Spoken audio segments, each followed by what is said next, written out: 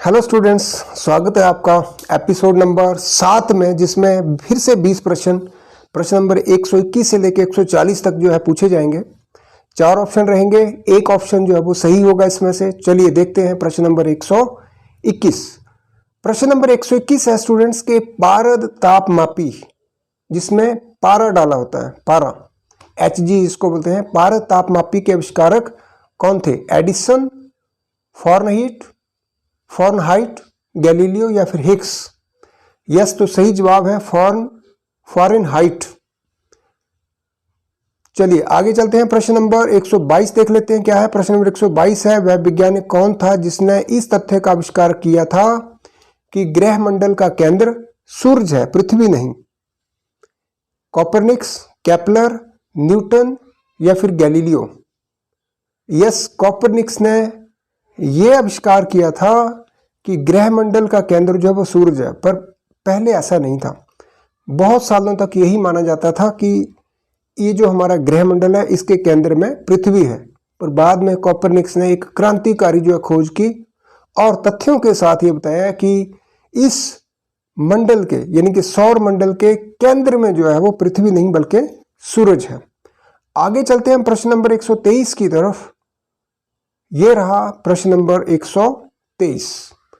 प्रश्न नंबर 123 है, ओहम के नियम से किस राशि का मात्रक लिया गया है?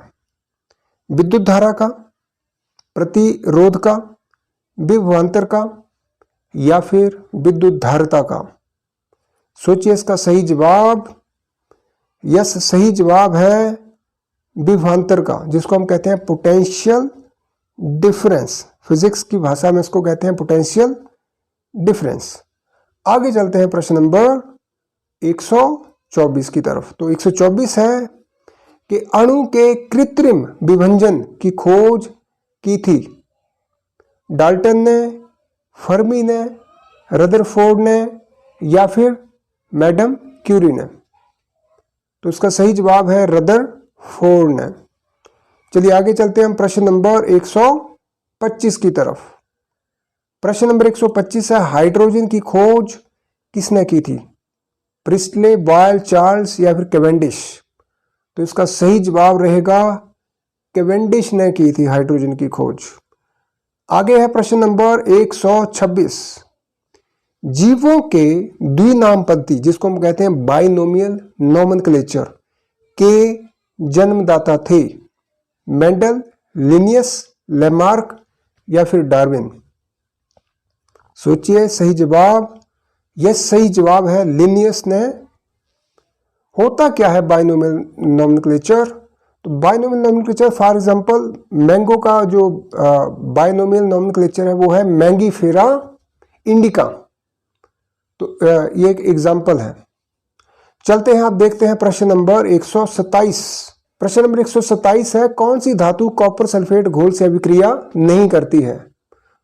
ऑप्शन है Fe, बी है Ag, सी Mg, डी Zn।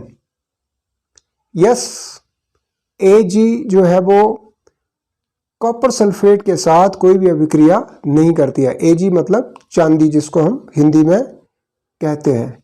आगे चलते हैं हम प्रश्न नंबर 128 की तरफ। प्रश्न नंबर 128 है स्टूडेंट्स, जब ब्लीचिंग पाउडर की कार्बन डाइऑक्साइड के साथ क्रिया कराते हैं तो ये गैस को अवशोषित कर लेता है, क्लोरीन गैस निकलती है, कोई प्रतिक्रिया नहीं होती है या फिर कैल्शियम क्लोराइड बनता है?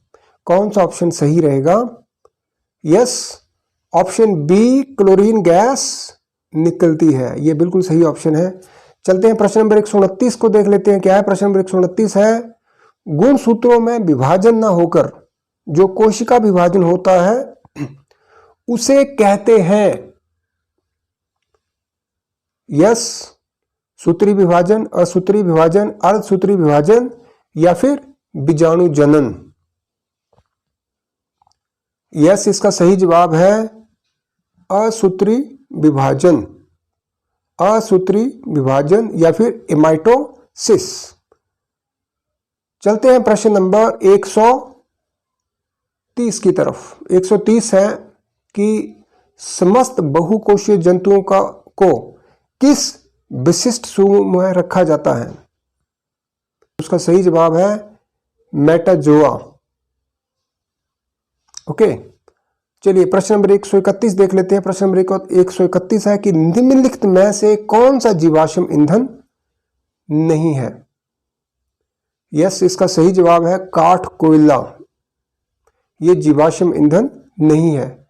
प्रश्न नंबर 132, सबसे छोटी अंतःस्रावी ग्रंथि यानी कि एंडोक्राइन ग्लैंड है कौन सी? पीयूष, परावटु, अधिवृक्क, एड्रिनल या फिर वृषण?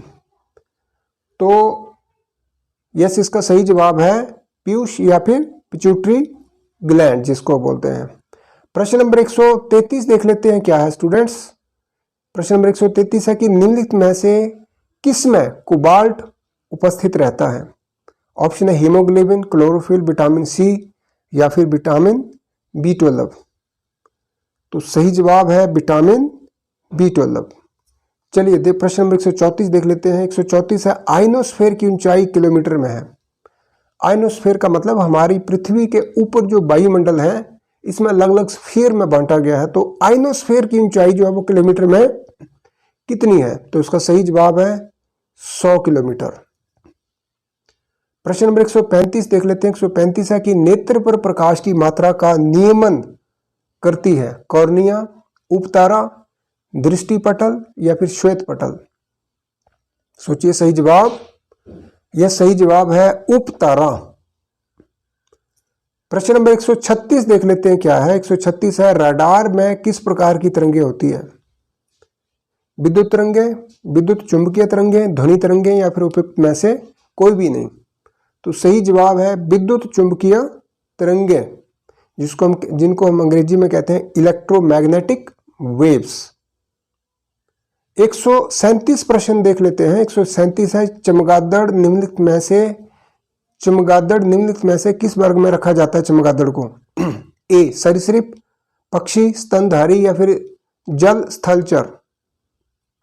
सही जवाब है स्तनधारी।